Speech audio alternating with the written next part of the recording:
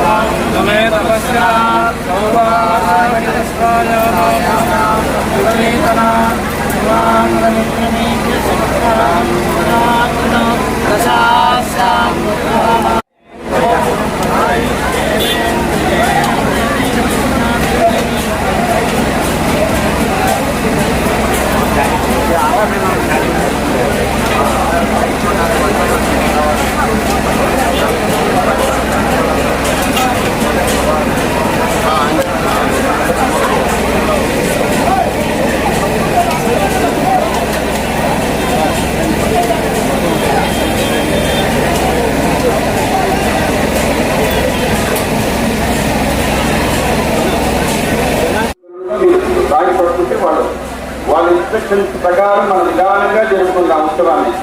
ఓకేనా? జై రంగా,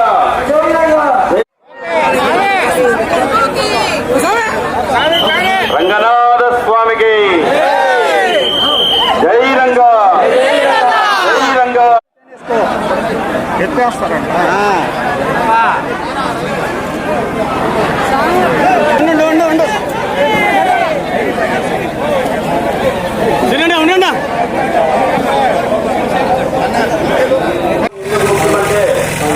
కళ్యాణోత్సవంతో అదే రంగాలతో స్వామివారు మనకి దర్శనమిస్తున్నారు.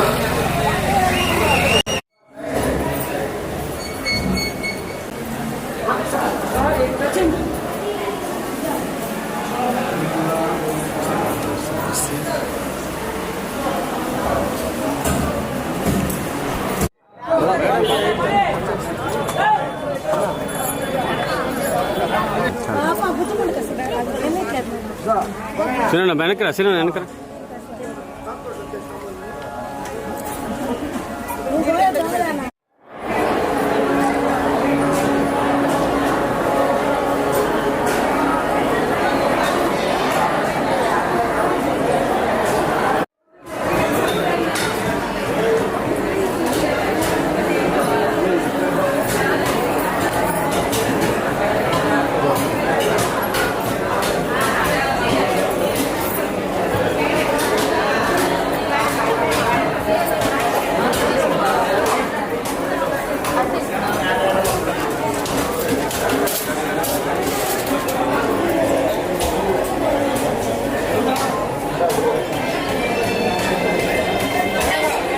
బయలుదేరుతున్నా, వచ్చేస్తున్నా.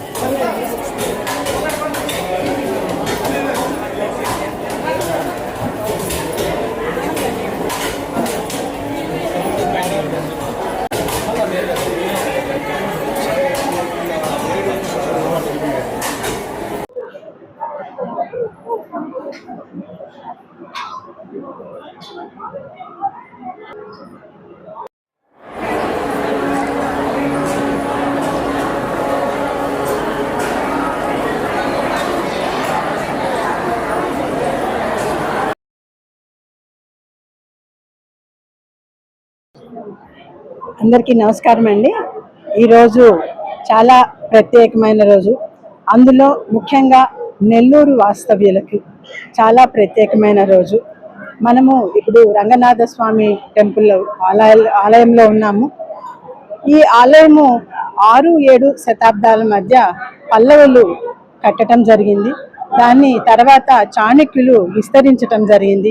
ఇటువంటి పురాతనమైన ప్రాచీనమైన చరిత్ర ఉన్న ఈ ఆలయము చాలా శక్తివంతంగా భావించి మన ప్రత్యేకించి నెల్లూరు వాస్తవ్యులకు రంగనాథుడు అన్ని వేళలా తానే ప్రజలందరినీ క్షేమంగా ఉంచేటట్టుగా చూస్తున్నారు అని అనుకోవచ్చు.